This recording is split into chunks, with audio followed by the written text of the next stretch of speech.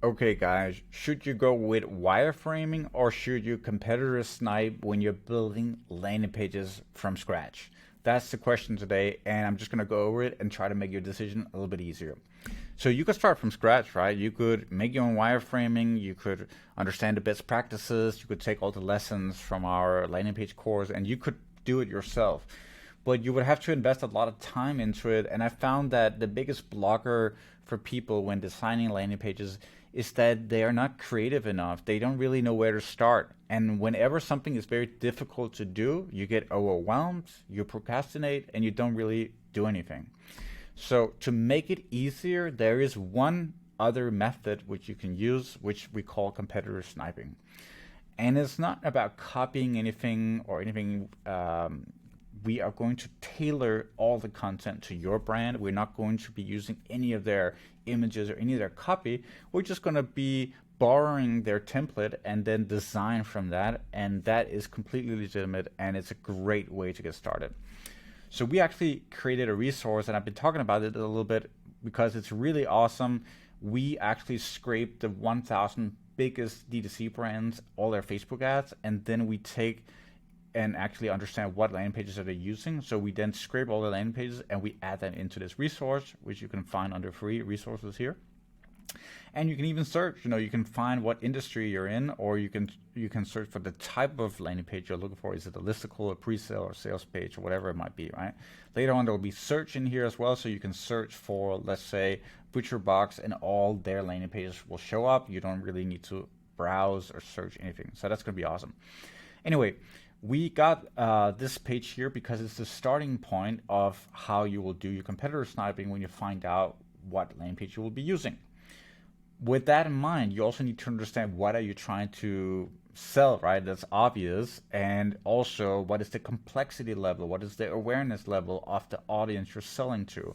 We've gone through this in other modules of my landing page course. And if you're watching this not being in the course, you can always access the course by going to our website, and it will have links up here in navigation to the course. So that's how you get that. But let me just quickly run over what it means to understand complexity level, and I actually have the slide here.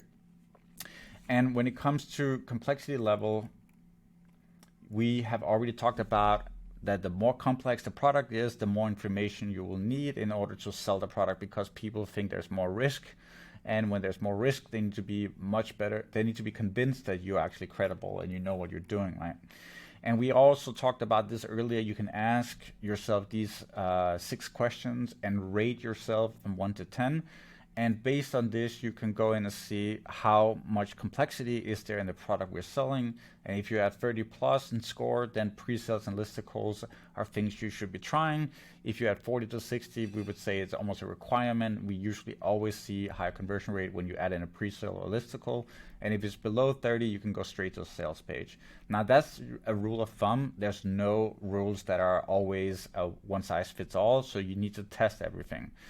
But let's say that your product complexity is about 30, you want to try a pre-sale, then you could go in and say, you know what, I'm going to look at pre-sales, and I'm going to be looking at stuff in the baby industry, or maybe I'm going to be looking at stuff in the food and beverage industry, and I'm going to find a pre-sale that makes sense for me. So let's say I'm trying to sell a subscription box for like meat, which is what Butcher Box is all about. I could then go into my page here and I could actually see the format they're using. Okay, so I can see, okay, this is content they're using, this is the design they're using, and then you could plug that into your content sheet, which we've gone over in a previous lesson, where I've added in, okay, I need to add my product benefits, my guarantee, and so on. Now, you wouldn't be taking anything from Butcher Box when it comes to this. This you would write from scratch. But what you could be using is say, okay, this is how they designed it. I could use the same design format. I could replace the images. I could replace all the copy. But I like this format with, a little title, then a little bit of text, and then maybe 3 like reasons here, and then an image or something like that. That's nice. I like it. And then afterwards, they're just going straight with a footer. Then you might say, you know what? Okay, I'm not super happy with that. I might want to have a better CTA, I might want to have a little bit of trust and credibility down here. Then you could say, okay, what other page has a bit of trust and credibility at the bottom of the page? and then you could grab and borrow from different ones. But remember, you're not copying anything because you're replacing every bit of content with your own images, with your own copy. So that's really important. Do not copy images or copy, because that is definitely a no-go. But this is such a gateway to get started quickly, because often why we don't get anywhere is because we don't know where to start. And this is how you start, right? So you could build this template inside a Replo or Unbound and replace all the images, replace all the copy, and then add in your own product benefits, your own guarantees. I promise you, once you've added in all this stuff here onto a template that you have found from here, and then, okay, what is missing is now the supporting content to fill in the gaps. It will be so easy because all the main things are already done.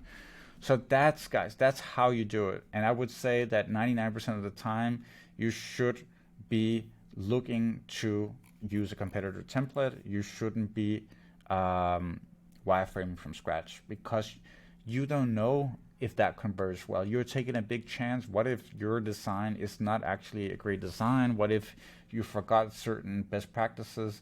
The great thing about using a list like this is these are all landing pages that receive hundreds of thousands of visitors, responsible for millions of dollars of sales from top brands.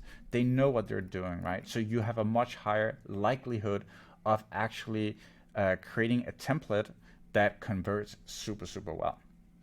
Now, once that is done, obviously you still want to test, you still want to like fix things, and you still want to keep optimizing, but that's a whole lesson on its own, and we'll cover that as well.